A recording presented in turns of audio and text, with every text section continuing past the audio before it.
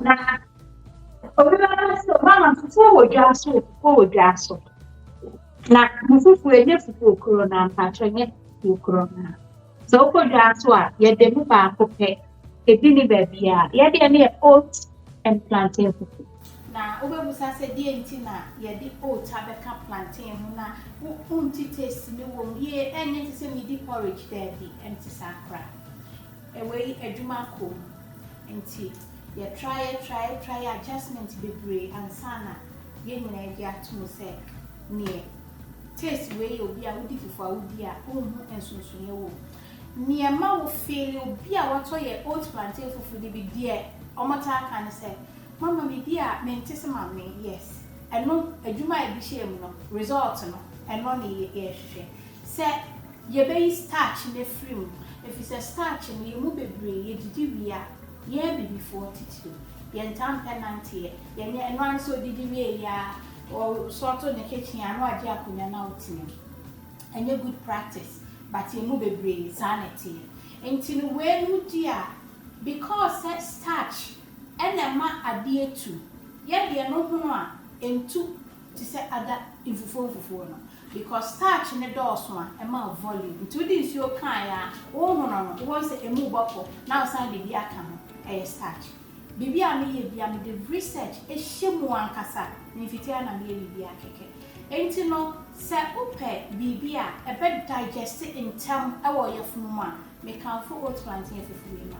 ope bibi a en spike bi a diabetic won so ye diabetic a enyoma bebraye die ye all natural no hu se esichire wo mu natural sugar ewo mu no eno na ma obi sugar level content esro ententem enti ope bibi ma ude no sugar enkosro ententem a se ne odi oat porridge no me kan fo oat plantain fufu yama na fe wudi a hwe o portion no na fe protein a de beka ho eno vegetables a de beka na o work bibi a wo ye bia routine bia ye ne ba wo de udi a ade afo ade koso se eto ye mo a sen ena settle wo ye funu ena sen na ofele feedback back wa eno de obi ade tu afo wo hwe nutritional value na egu ho ne nso a Oko food board ewo UK ha na fe wo hwe ye NHS nutritional value for if you be a kidney transplant obi o ye diabetic high blood pressure ne ade nnuane a ye sidi no nutritional value a ya set ama safo ni nyina no ye de no ewo below enti standard no ode ama no ye de no low sa otimasi ntimi srew me kan for the man me di fufu de bia me kan de bia nye every single day but me obi a me di fufu pa we na me di a me hu se aboa me o acid reflux issue a na odi ni o ma ye funu ye obasa na o fufu e dia me kan ko ya na settle stomach because starch ni nti hu no na ye de entu obo ni mu a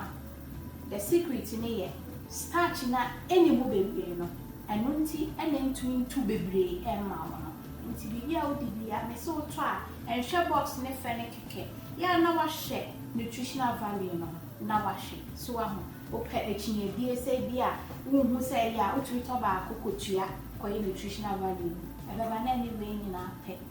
bibi a ye bia ye o no UK nti ko US nkronkro so a wo benya bebre e wo shops ahoro bebre wo ko ba bi na edi ni ho a me pa chow who WhatsApp your business number 0044 7519296911 and also bet me email your original mama betty@gmail.com. You better respond. Shop Krobia so you bepa Australia spice blend in your dear or phone in draw Ghana so ye will be a wholesale and retail and my interior a box about what to me and some person toma with me at all. Open back say ya and also benye do of God Christ. But your mama ya na dia to so UK ubenye bo shops be great. Uko Jumbo UK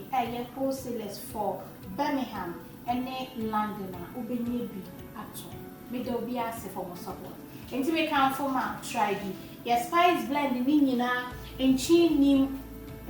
sodium nim energies nim all natural to say fresh herbs here dry and is carefully measured near camphor. Sabaya, a bama ye dian na ye dino, and taste no, nemo bear handsy flavors na kick. Was it to say the me when neighbors see you be a or shimmy, what say, and Roby said, oh, I could smell all the nice flavors in the kitchen. Oh, auntie, what was a piano, and yet Jane and Yadin is sham. And my neighbors who and mom beji cocody. Says our bluffy, a piano in your money, dear. Never ya, no patcho. Boy, a near to me carried down when you pay the you. So, not to say, queen. Come on, madam.